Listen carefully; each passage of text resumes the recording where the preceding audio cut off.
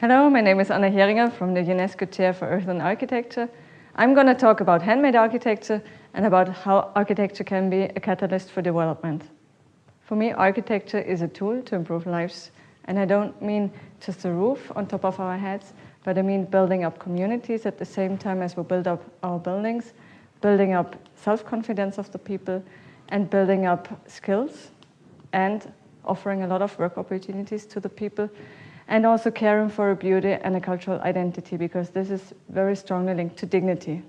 I'm focusing not on the cities, but I'm focusing on the rural areas and on the reason why people move from the villages to town. And one of the reasons is that we found out with the NGO I'm cooperating with Deepshika, that they don't have really good education facilities for the people there. So the first project I did in the rural areas in Bangladesh, in the village Rudapur, it was building up a school with the people there. And whenever I start building a project, I look at three aspects: what local materials are available, what energy sources are available, and what skills are available. And in Bangladesh, we have bamboo and earth as the local building materials, straw, and the main energy source is, of course, people. And so we try to involve as many people as possible in our construction sites.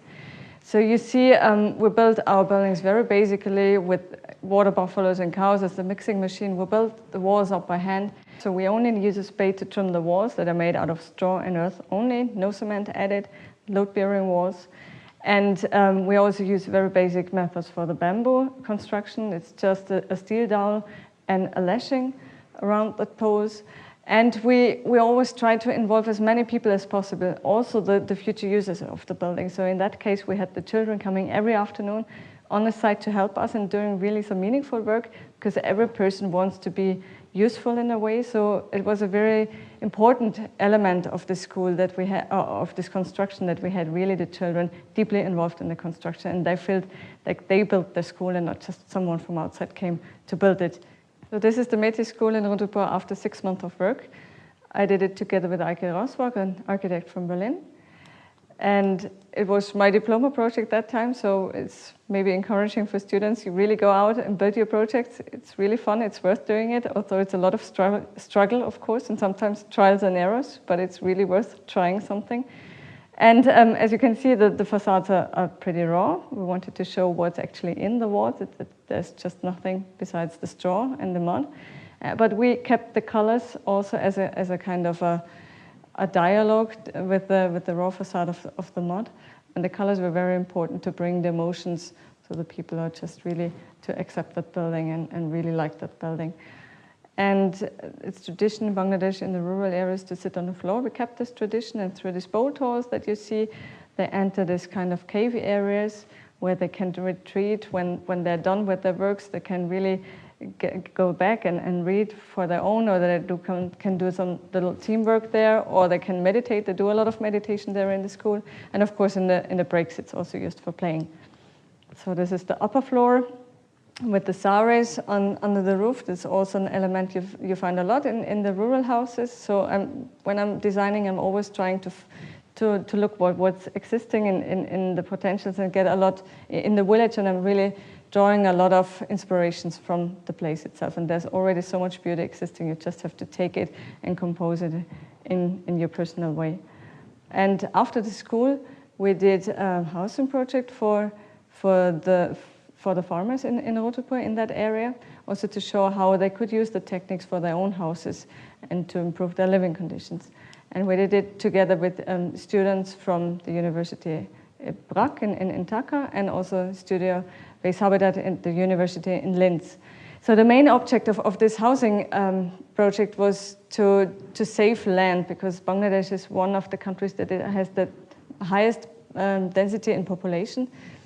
And strangely, most of the people expand horizontal-wise and not topping up the buildings. And we were really motivating the people. You could save so much land if you add another story, which you can easily do with your own resources, with your materials, also without any crane or any really big equipment. You can just do it by your own hands. and you save the land for food cultivation, which is really crucial in Bangladesh. And that's the main responsibilities as architects and planners there, to save land for food cultivation. Because this is one of the main reasons why people move from the villages to the urban areas, because they don't have enough land to feed their family anymore.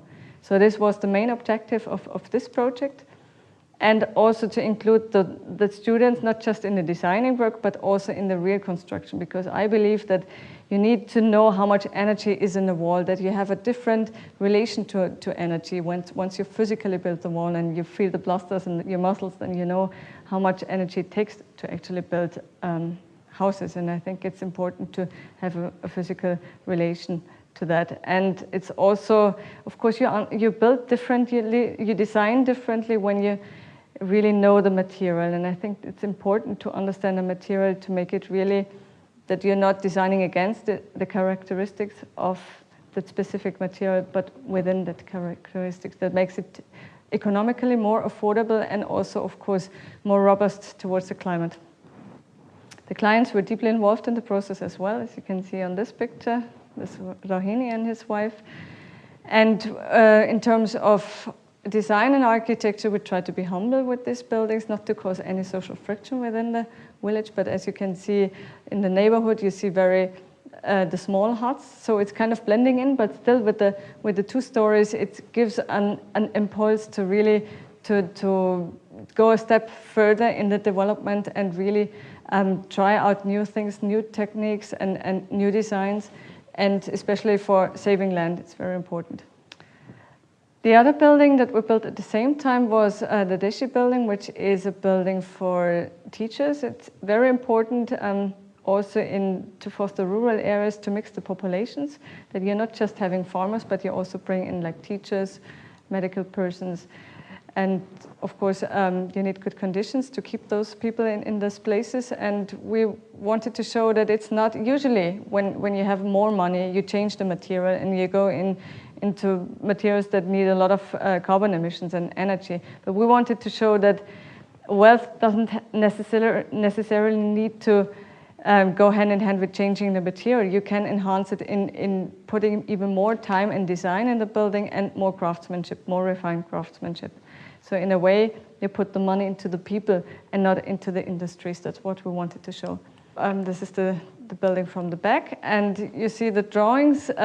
They were actually the real site drawings. It was an absolutely participatory project since the project was not planned before the start. So it constantly changed during the process.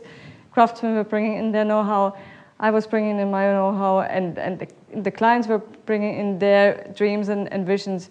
So it was really like a growing organism, this building. And it was really, for me, the main joy of this building, really the process, to be so much involved with the people and really trust in what you have a feeling how it should look like in the end, but you don't have the full control in the sense that you have all the drawings all perfectly done. And I think this losing the perfection is kind of a way to really include a lot of people.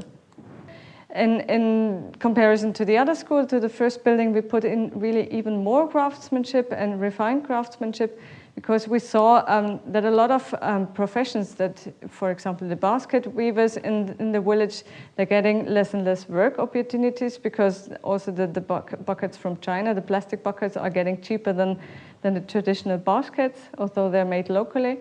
So they need new ways how to raise their income and how to use their potentials and their skills. So we just made kind of a bigger basket as the facade with the weaving techniques, as you can see here. And it gives a very refined atmosphere, and it's really something that people love when they come up and to this space. They really love the space, and they see, well, they're really astonished what you couldn't do with the most simplest and basic materials.